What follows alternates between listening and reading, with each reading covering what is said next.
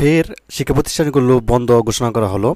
তো অনেকেই বলতে পারো যে শিক্ষা প্রতিষ্ঠান খুললো না, কিভাবে আসলে বন্ধ ঘোষণা করা হলো। তো আজকে আগামীকাল কিন্তু প্রাথমিক যে শিক্ষা প্রতিষ্ঠানগুলো ছিল এগুলো কিন্তু খোলার কথা ছিল, কিন্তু ফের কিন্তু অনির্দিষ্টকালের জন্য, অর্থাৎ কবে খুলবে এটা নির্দিষ্ট কোনো বলে দেওয়া হয় না। এটা হচ্ছে অনির্দিষ্টকালের জন্য ফের প্রাথমিক বিদ্যালয় বন্ধ, এবং এর প্রেক্ষিতে যে মাধ্যমিক বা হচ্ছে উচ্চ মাধ্যমিক যে শিক্ষা প্রতিষ্ঠানগুলো ছিল এগুলো কিন্তু আর খুলতেছে না। ঠিক আছে, তো কেন খুলতেছে না এর মধ্যে তোমরা জানো যে বিভিন্ন জায়গায় যে আন্দোলন হচ্ছে এটা কিন্তু ক্রমান্বয়ে কিন্তু বাড়তেছে। ঠিক আছে, কমতেছে না, এটা দিনের পর দিন কিন্তু বাড়তেছে।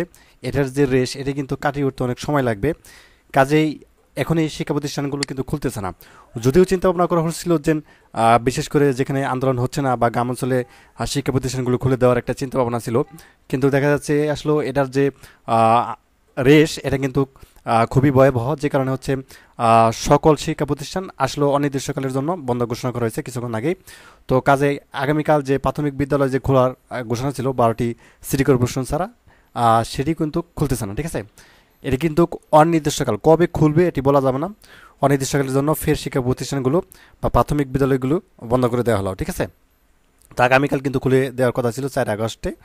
তো যা হোক, আজকে কিন্তু কিছুক্ষণ আগেই প্রাথমিক গণশিক্ষা মন্ত্রণালয় থেকে এই তথ্যটি জানিয়েছে এবং নিশ্চিত করেছে তারা বিষয়টি। এবং অন্যান্য হাই স্কুল বলো বা কলেজ বলো এগুলো তো আরও পরের বিষয়, এগুলো কিন্তু খুলতেছে না। ঠিক আছে, তো এই ছিল সর্বশেষ আপডেট, তোমাদেরকে সঠিক যে তথ্য সেগুলো দেওয়ার চেষ্টা করলাম। তো ধন্যবাদ সবাইকে ভিডিওটি দেখার জন্য। আল্লাহ হাফিজ।